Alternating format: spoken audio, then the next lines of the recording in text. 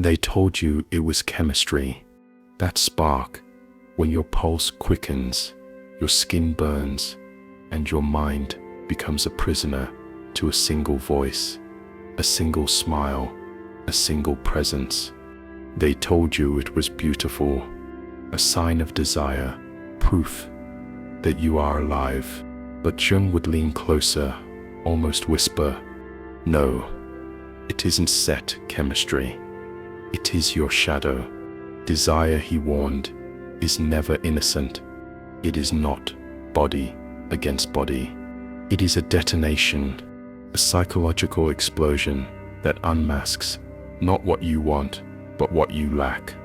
Because when the pull is violent, magnetic, irresistible, that is instead love. That is projection. Jung believed that inside every man lurks the anima. Inside every woman, the animus. Not symbols, forces, charged figures buried in the dark, carrying everything you've denied, repressed, abandoned. And here is the horrifying part. When you meet someone who reflects them, your unconscious doesn't pause. It ignites. It whispers, "That one, they are the missing piece." But it sets a lie. You don't fall in love with them. You fall in love with yourself, with the part of you Sev never met. This is why attraction feels irrational, intoxicating, dangerous. You may see the toxicity, the cruelty, the unavailability. You may know they will ruin you. But reason has no power here, because your shadow has mistaken them for salvation. Now imagine a world where seduction is sharpened into a weapon, where someone learns, even unconsciously, to mirror your hunger back at you, where power is not taken by force, but by reflection. A woman can enslave a man not through dominance, but through becoming the mirror of his unspoken need. And if he has never faced his anima, if he has never dared to ask, "Why do I crave what I crave?" then he is not choosing. He is being chosen by his wound. And if she plays the role, whether knowingly or not, he will fall. He will surrender. He will call it love. But it isn't set love. It is projection. Jung warned us with something chilling. The meeting of two personalities is like the contact of two chemical substances. If there is any reaction, both are transformed. But when the reaction is driven by shadow, the transformation is venom. It rots into obsession. It hollows you out until you are nothing but hunger in human form. This is the darkest secret of attraction. You are not always drawn to who will save you. You are drawn to who will finish your story. And sometimes, your story is a tragedy.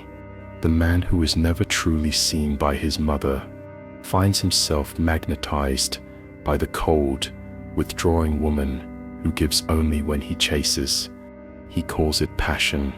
But what he's really doing is trying to rewrite a childhood wound, trying to win a battle that ended long ago. And women too carry their shadows. Some do not seek love, but power. They do not want to be held, but worshipped. They weaponize their sexuality, not from cruelty, but from pain. They were never given safe affection, so now they seek domination through desire.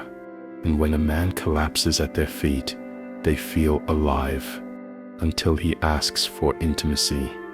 Then they run, because the moment it becomes real, the illusion shatters. Sexual attraction is not always a bond. Sometimes it sets a labyrinth, a psychological trap, where your deepest unmet needs disguise themselves as love. Jung didn't say this to make us fear desire, but to wake us, to force us to ask, who do I crave when my guard is down? And why? Because if you never ask that question, you'll keep choosing the same shadow in 100 different bodies. You so call it destiny, but it is instead fate. Is thus your wound, pulling the strings. So here, sus, is truth. Most people can they see Tandle. Sometimes the person you desire most is the very one designed to destroy you. Not because they serve evil, but because your unconscious wants to replay the wound, hoping this time you shall survive it. That isn't set love. That sets karma, and karma isn't punishment. It's its repetition until you finally learn. The darkness is not in them. It is in you, in what you project, what you chase, what you refuse to face. Sexual attraction can feel holy, but only when you have torn the mask off. Only when you whisper to yourself, is this love? Or am I just trying to finish an unfinished story? You think you're in control, that you're choosing who to flirt with, who to date, who to chase. What if every move in your love life isn't made by you at all? Jung warned us, the unconscious never sleeps. And the most dangerous part, you don't even notice when it says choosing for you. Let me give you a story. A man, highly successful, respected, brilliant. Everyone thought he was whole, but every time he fell in love, it was with women who rejected him. One abandoned him for another man. One ghosted him right after the most intimate night of his life. Another laughed in his face when he showed her his vulnerability. Different women, same story. He knew. He told his friends, she sep's not healthy for me. But he went back anyway, again and again. Why? Because his unconscious wasn't set chasing love. It was chasing pain. He had grown up with a cold, distant mother, a woman who never saw him, never touched him with warmth, never made him feel like he mattered. So now every woman who ignored him became a chance to fix it. Every rejection was a chance to win the love he never had. But he wasn't set chasing women. He was chasing a ghost. His mother sits ghost. That sips how sexual attraction becomes a loop. You are not addicted to the person. You are addicted to the wound they represent, to the desperate hope of rewriting the past. And Jung tried to warn us, sexual energy is not casual. It's not just pleasure. It is identity. It sends power. It sets survival. And when it fuses with your deepest wound, it becomes magnetic, explosive, fatal. Now let us talk about women. There are women who are endlessly drawn to emotionally unavailable men. The charming ones, the dominant ones, the cruel ones. They cry out, why do I only fall for men who hurt me? Or, why do I lose interest when he sips too nice? It isn't set weakness. It's programming. Many were taught, sometimes silently, that love must be earned. That rejection means try harder. That distance means prove yourself. So when a man turns cold, her attraction spikes. Her unconscious whispers, there it is, the familiar pain. This time, maybe you shall fix it. And if that man knows, even instinctively, how to play the part, he becomes her obsession. That isn't set love. That sets chaos, dressed as longing. But it doesn't stop there. Flip the mirror. There are women, modern, clever, dangerous, who weaponize this truth. They discover that sexuality bends men faster than logic ever could, not because they are wicked, but because it works. They withhold emotion. They drip feed seduction. They become the fantasy, never the reality. And the more the man chases, the more powerful she feels. It isn't set romance. Iseji's domination.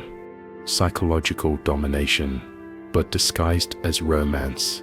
Jung would call it a projection trap. The man doesn't love her. He loves the reflection she carries. He's missing half. And here is sets where it turns horrifying. She doesn't love him either. She loves the control. She loves watching him unravel. Because in his surrender, she recovers something she lost long ago. Power, safety, maybe even revenge.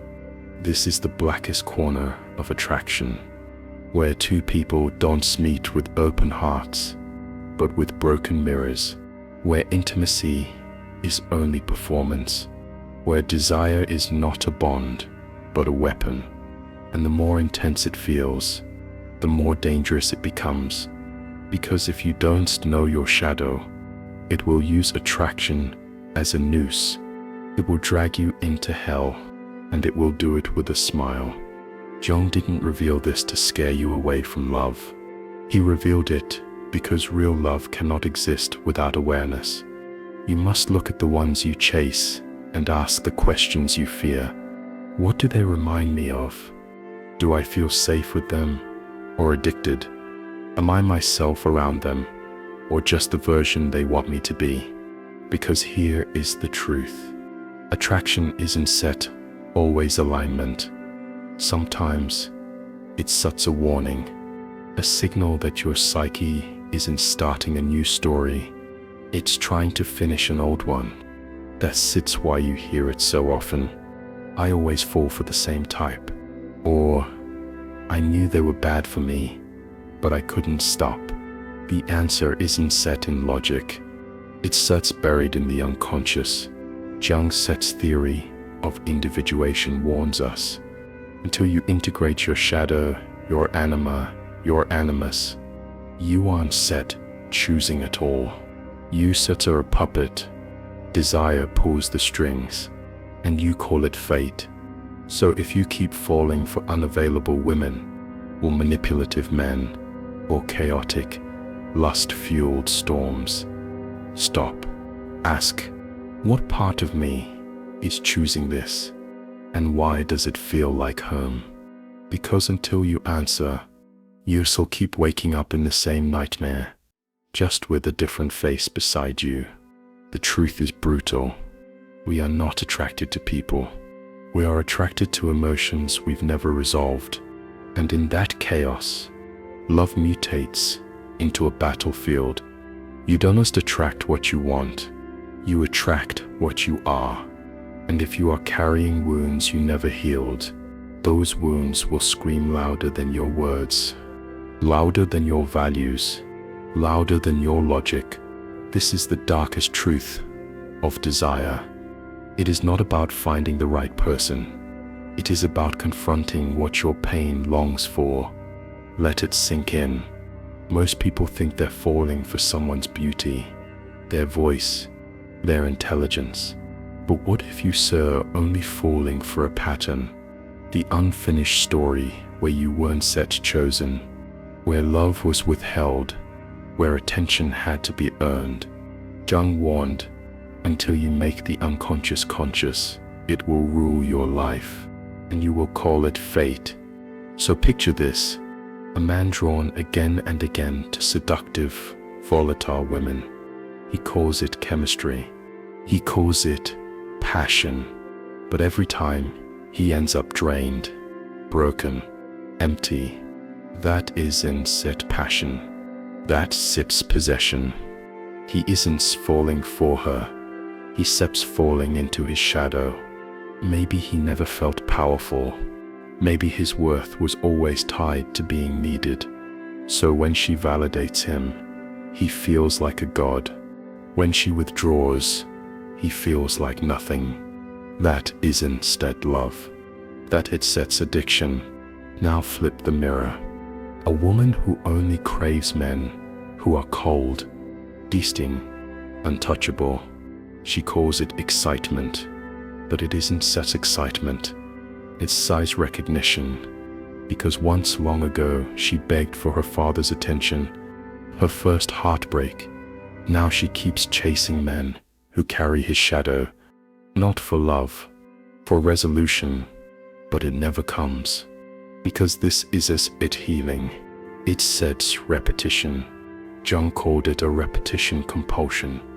You will relive the wound again and again until you finally awaken, until the spell breaks. And here sits the secret most never see. The stronger the attraction, the deeper the wound. You call it a spark, but it sets really a scream. That's why toxic relationships feel impossible to escape. Not because of love, but because your pain is bound to theirs by invisible strings. So what is the way out? Not rejection, not fear, but investigation. Stop assuming attraction means alignment. Start asking, why this person? What emotion do they pull from me? Is this desire born of wholeness or emptiness? Because if it comes from emptiness, it will always be hunger, and hunger devours everything. Jung believed the path to true love begins with individuation, integrating your shadow, your wounds, your projections. So when you choose love, it's not to fix your past. It is not to feel whole. It is because you already are whole. And here sits the most terrifyingly beautiful truth. The people who reflect your healing will not make your heart race in panic. They will not leave you sleepless, questioning your worth. They will feel calm, grounded, safe. At first, peace will feel boring because your nervous system only knows the storm. But peace is not boring. It is foreign until you make it your home. So the next time your heart races, ask yourself, is this love or is this fear in disguise? Because real love doesn't drag you into chaos. It doesn't intoxicate or enslave or wound. Real love frees you. And before you fall in love with them, to fall in love with the parts of you that are still bleeding. Heal them, hold them, and then choose love, not from desperation, but from wholeness. That is how you escape the darkest truth of attraction, not by rejecting desire, but by finally understanding its voice